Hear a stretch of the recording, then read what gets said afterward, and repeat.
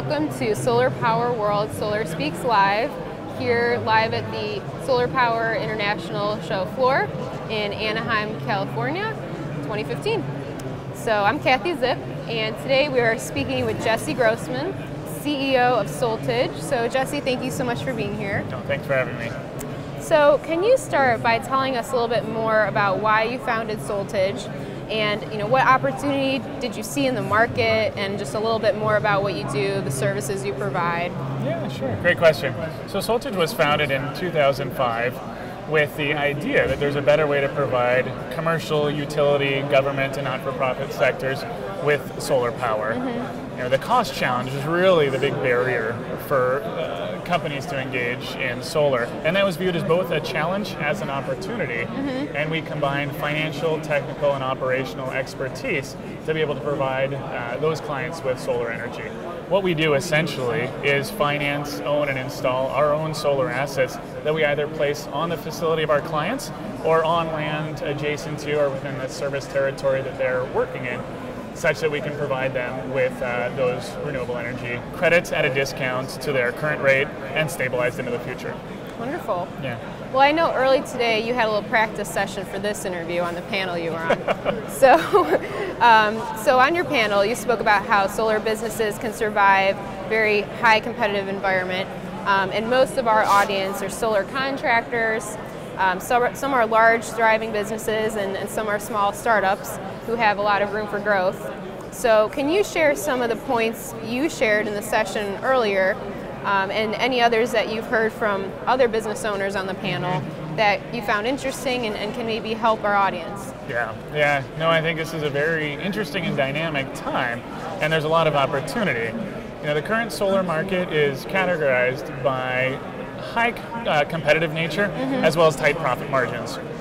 And so businesses really need to stay flexible and observant to the trends that are happening to be able to continue to execute into the available opportunities. Sure. So what that means practically is that don't be locked in to a way of doing business just because that's what you've done in the past.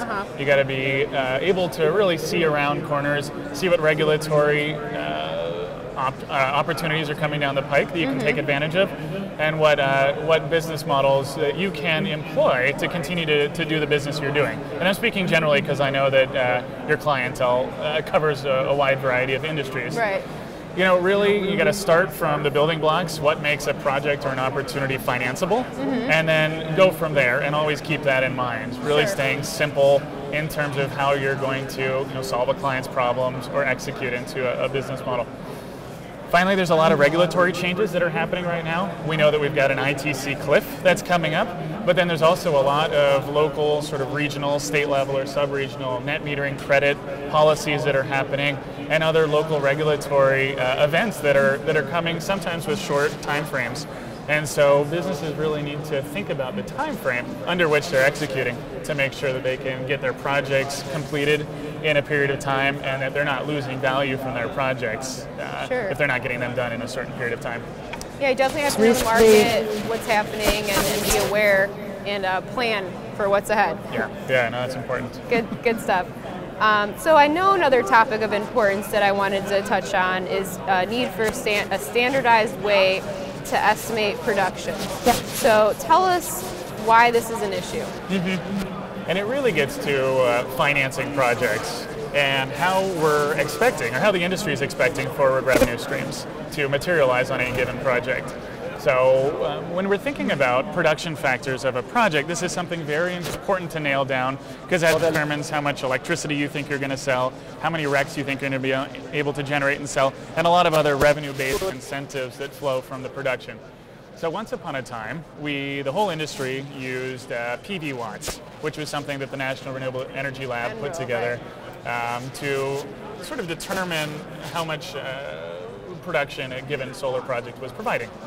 That then evolved quite a bit with some much more sophisticated production generation, production forecasting programs, PVSYST and some others.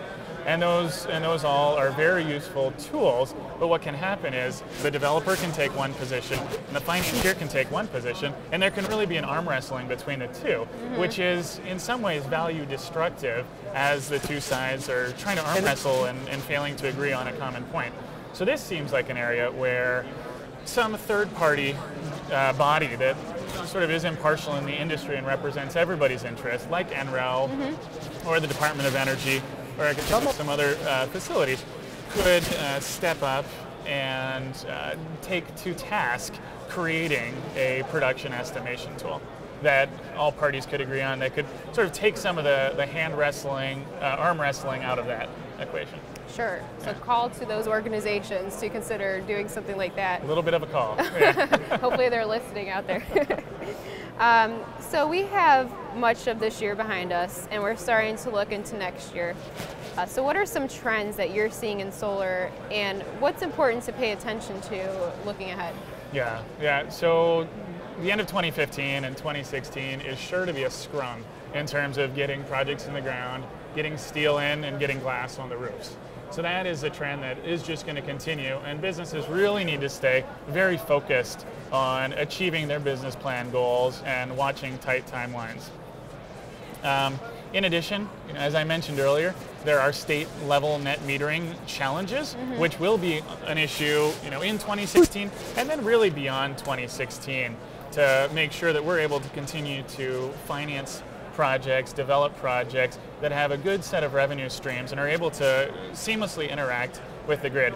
So I think lobbying will be of key importance, both at federal and at state levels in that. And then we need to continue focusing on costs, right? Costs are continuing to fall. We've got Green Tech Media just put out some information that by 2020, costs should be down an additional 40%, and that's certainly consistent with the trends that we've seen over time. But we really need to be focusing on also, soft costs, not just the equipment costs, but the cost of permitting, the cost of getting through interconnection processes and the like, to be able to continue to implement solar on a cost-effective way. Sure, definitely makes sense. Okay, well that wraps up this edition of Solar Speaks Live at Solar Power International in Anaheim 2015.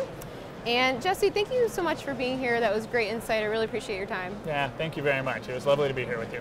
So this is our last for today, but please stop by throughout the show to see other Solar Speaks Live interviews with solar experts. Thanks so much, everyone.